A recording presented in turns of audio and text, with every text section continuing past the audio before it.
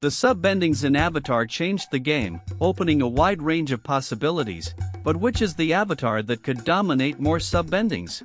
In this video we are going to see a ranking of who were the avatars that we know and that we could see manipulating sub-arts of elements. How many sub-arts dominates our number one position? Stay until the end to find out who was the avatar that advanced the most in this difficult task. This is Appa Comics.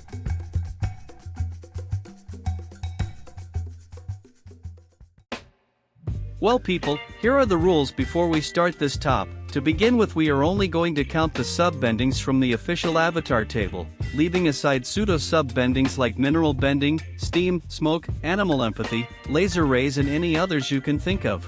If it is not in this table, in this top, it does not count. On the other hand, we are going to take mainly the series in comics, only mentioning the novels because honestly I didn't read enough to expand on the subject, although I did take into account mentions where they do sub-bendings. If I forget any sub-element used by an avatar, you can leave it in the comments to complete this ranking that will surely be updated in the future when we have more new content and we see more of this world. Now let's start. Within the avatars that we know and are canon, we have two who unfortunately will be left out of this top because they do not meet any of the requirements. To begin with, Avatar 1, we have never seen him use a sub-bending, which is completely understandable because he was the first person to master the four elements, and that was a challenge in his time.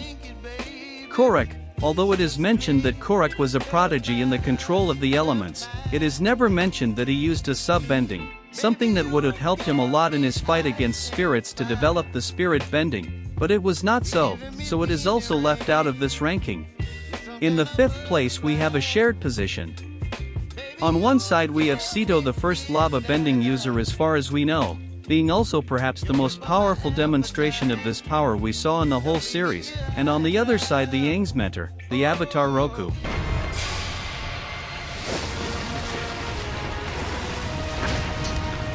We could see his lava bending in different occasions. The problem is that every time he was in avatar state. So, is his sub-bending or using the avatar state, is he using Sito's abilities? Well, luckily, and to alleviate this confusion, when we saw Sito doing lava bending, he was also in avatar state, and although both Sito and Roku mastered only one sub-bending. Another possible sub-art that may have dominated Roku is the redirection as well as Sozin, but it is something that unfortunately we did not see at the hands of him. In the book The Dawn of Yangchen it is mentioned that the air nomad before Aang used the healing control. On the other hand, a doubt arises, because although it is mentioned that she used animal empathy is not an official sub-control, but being air nomad and the truth I do not remember that it was mentioned, most likely has the ability to use the sub-control of thermal regulation of the airbenders. I had thought to leave it out of the top, but it is very likely that she can use it being a skilled airbender, and we saw that she can create a hurricane without too much effort. P.S. If you are liking the video, don't forget to leave your like and subscribe to the channel to give a hand to this noble flying bison YouTuber. Thank you very much. Avatar Aang. Our bald monk already mastered several sub-bendings being still a child, and although yes, he is 112 years old, Aang was not practicing his bending while he was in the iceberg. He was unconscious, so we could say that being a child he already mastered 2.5 sub-arts. Why and a half? Now I'll explain. To begin with, Aang has mastered thermal regulation, an ability that allows him to regulate his body temperature. He does this since he wakes up in episode 1. Being able to be without a coat in the middle of the South Pole. This ability was clearly learned during his childhood in the Air Temple. On the other hand, in the third season, in his preparation to face Ozai, Aang learned a second sub-bending thanks to his master of firebending, Zuko, and it is the redirection in this case of lightning, using it in his final fight against the Fire Lord.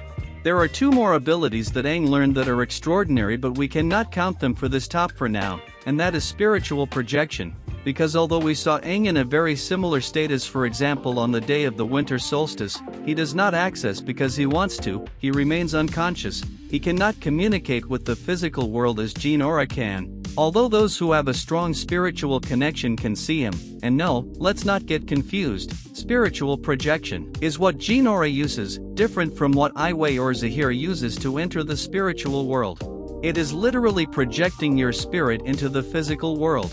It was a start what he did, But he didn't master it, at least not in the series, but maybe in the 2025 movie as an adult he can master this ability extensively. The second extraordinary ability is energy bending, being the first known avatar to have this power, although it does not count in this ranking because it is not yet considered an official sub-bending. Perhaps one of the most beloved avatars, Kyoshi ranks second in our ranking.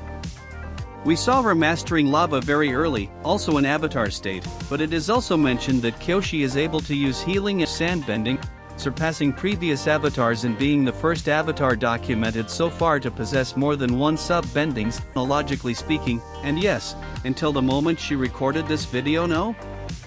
Besides that, in the novel, The Shadow of Kyoshi, our protagonist uses glass bending, something we have never seen before, and maybe a refinement of sandbending or mineral bending.